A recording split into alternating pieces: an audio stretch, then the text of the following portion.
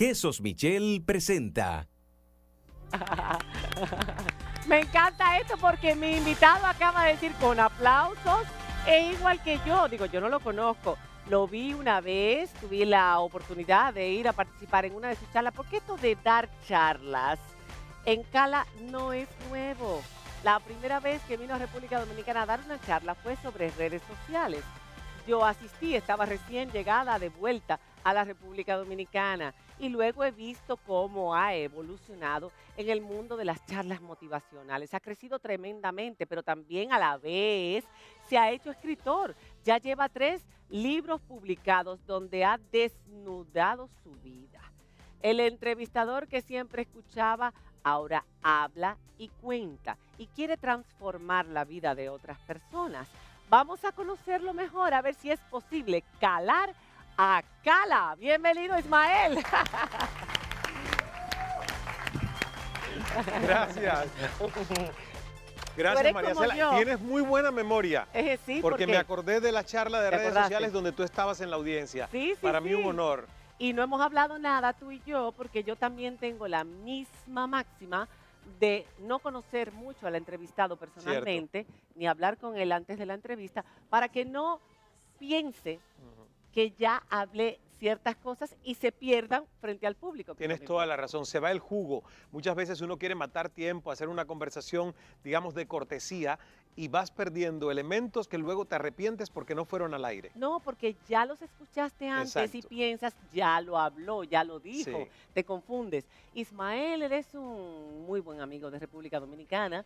Te has convertido en casi un dominicano más. Así es. Gracias a nuestra querida amiga común, Evelyn Betancourt. Que te voy a decir que Evelyn empezó en Esta Noche María Cela como azafata. ¿Verdad? Hace ya, bueno, fue en el 1996. Wow.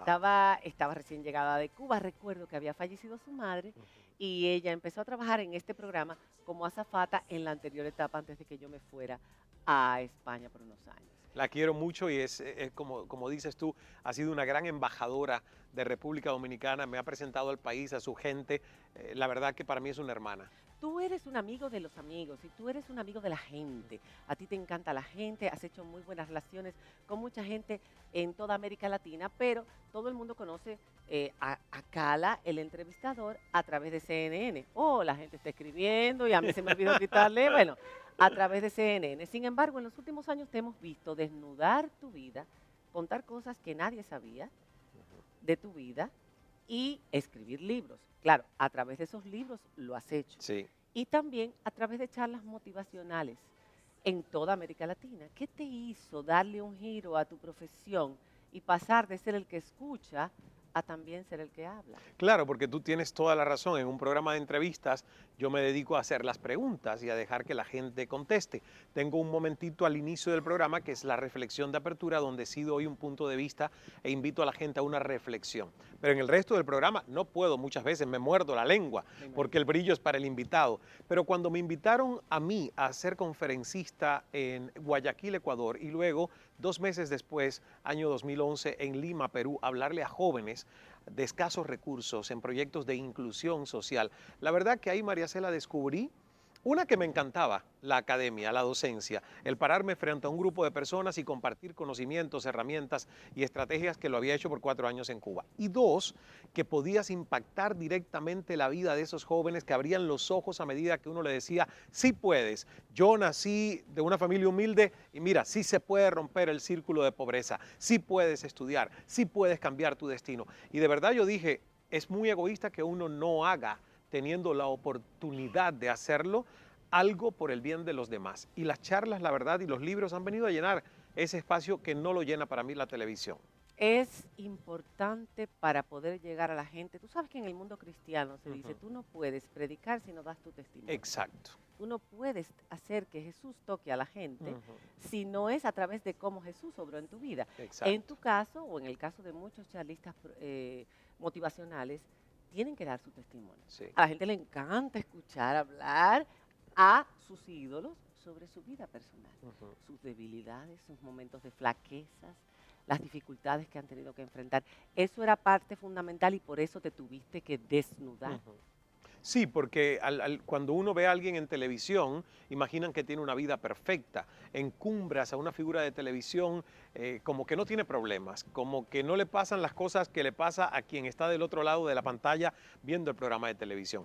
Y yo lo que quise decirle a la gente es, bueno, aquí llegué por mucho trabajo de muchos años, no fue un éxito de la noche a la mañana, pero sobre todo para llegar aquí tuve que luchar con muchos miedos, muchos fantasmas, muchos eventos negativos, digámoslo de alguna manera, a los que yo consideré negativos, pero que tuve que trabajar para darle otro significado. Empecé a hablar del tema de la esquizofrenia en mi familia, algo que yo por mucho tiempo había guardado y que había ocultado por temor a lo que los demás pudieran decir. Ya hoy me toca tres pepinos lo que los demás puedan decir ¿Cómo sobre eso. influyó eso? Eso es una parte muy delicada. Óyeme, no todo el mundo No. tiene esa historia familiar. Un abuelo que se suicida, un tío, Ujú. una tía que se Una tía, suicida, cuando tenía 19 años yo, un hermano que que padece vive la con... esquizofrenia, Sí, sí. un padre Ujú. que muere enfermo de esquizofrenia. Sí. ¿Cuándo dejaste tú de tener temor? Yo también voy a ser víctima de la esquizofrenia. El temor no se va. Yo todos los días, de alguna manera, el pensamiento puede regresar. Lo único que yo le digo a la gente, usa el temor en positivo. Usa el temor no para que te frene, para que te limite, para que te victimice, sino en positivo de decir, ok, si tú sabes que hay generacionalmente una posibilidad de que tú caigas con diabetes o que tengas esquizofrenia o hay una historia de cáncer, ¿qué debes hacer? En vez de todos los días repetirte que ese va a ser tu destino, hacer lo que tú puedas para cambiar ese destino. Entonces todos los días yo lo que hago es alimentar mi mente y mi espíritu con nutrientes que yo sé que le hacen bien a mi mente y a mi espíritu y que lo alejan del torbellino de una mente que escucha voces y que le da un valor demasiado real a esas voces que están en su cerebro, porque eso es la esquizofrenia, es el ¿Tú secuestro. escuchas voces? Desde niño escucho voces. Lo único que ya ahora... ¿Voces fuera de tu cerebro? No, todas están aquí. Ya, porque todos escuchamos voces Por en nuestro eso, cerebro. todos las escuchamos. Pero ¿cómo tú decías, oye, estas son de mi cerebro o son de fuera? Yo tengo lo mismo que mi Ujú. papá, Claro. que mi abuelo. En mi adolescencia, sí. De hecho, mi madre me llevó a un psiquiatra y por más de un año tuve tratamiento psiquiátrico con medicamentos, hasta que me di cuenta que no era eso lo único que podría resolver mi problema, sino que era cómo yo enfrentaba el tema de esas voces que se escuchaban y a cuáles les hacía caso y a cuáles no. Y ahí empecé a ¿Qué te hacer... decían esas voces? Uy, algunas me decían, tú no puedes, algunas me decían, vas a terminar como tu tía, ahorcada, y ahorcado tú. O sea, O fracasado. o fracasado. O como todos escuchamos. Por eso, o sea, yo creo que todos tenemos esa dificultad dentro, de poder saber qué voz nos representa, cuál nos agranda demasiado, que también es muy malo, o cuál nos empequeñece, que prácticamente nos frena y nos limita, ¿no?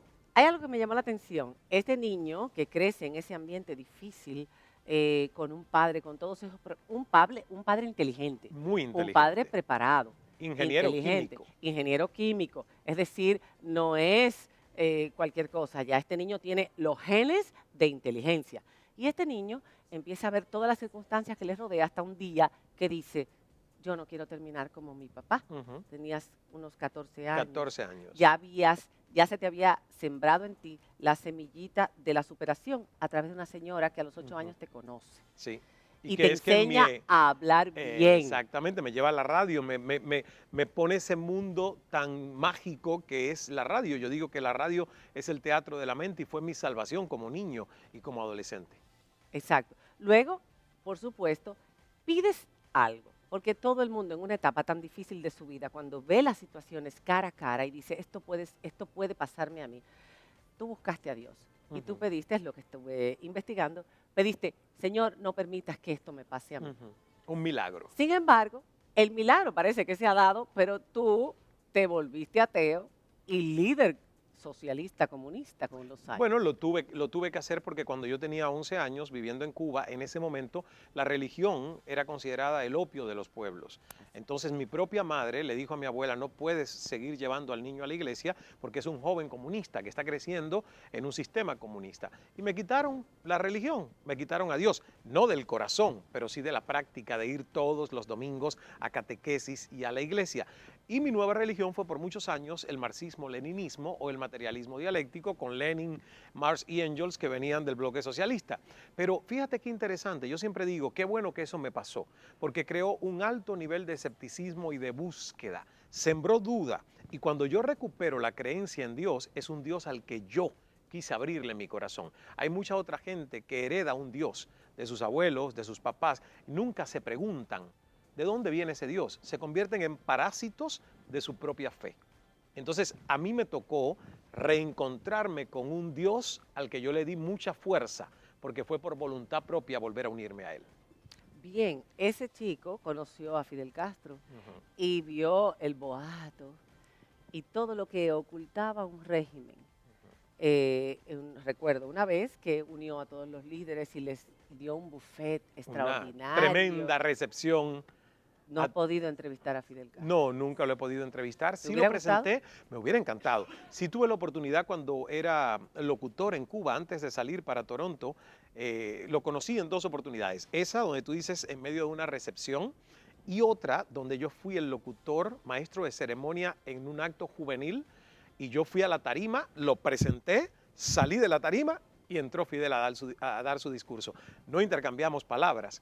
O sea, pero sí lo presenté y lo pude ver ahí de cerca en 2 oportunidades. Sentimientos encontrados, representas, trabajas para el imperio que se ha enfrentado durante muchísimos años al régimen de esta pequeña isla del Caribe. ¿Tienes sentimientos encontrados a la hora de hacer tu trabajo con relación a Fidel Castro y Cuba? No, mira, yo creo que celebro lo que está pasando de ese nuevo acercamiento entre Cuba y Estados Unidos. Yo me considero ciudadano del mundo. Considero que soy cubano, orgullosamente cubano. Viví en Cuba hasta los 28 años, pero hoy tú me preguntas, y en los últimos 15 años que yo no he ido a Cuba, he sido más dominicano que cubano. Porque he venido muchísimas veces a este país, los dominicanos me han abrazado, me han dado su cariño. Yo me siento que en los últimos 15 años he sido más dominicano que cubano, porque no he podido ir a Cuba, tan simple como eso. Y porque cuando llegué a Toronto fue una familia dominicana quien me abrió la puerta a su restaurante, fui mesero de ese restaurante dominicano, el señor Ramón Hernández, dueño, sacó su tarjeta de crédito y pagó mi primer mes de alquiler en un cuarto donde no había muebles y yo dormí 15 días en la alfombra de ese cuarto en Toronto. O sea que fue una familia dominicana quien a mí me dio una segunda oportunidad en la vida. Pero no hay resentimiento por lo que pasó en Cuba, al contrario. Yo digo que, y lo decías tú después de la emboscada, todo lo que nos suceda en la vida tenemos que verlo como un evento de aprendizaje, no seguir mirando atrás con nostalgia, añoranza y resentimientos, culpas y vergüenza.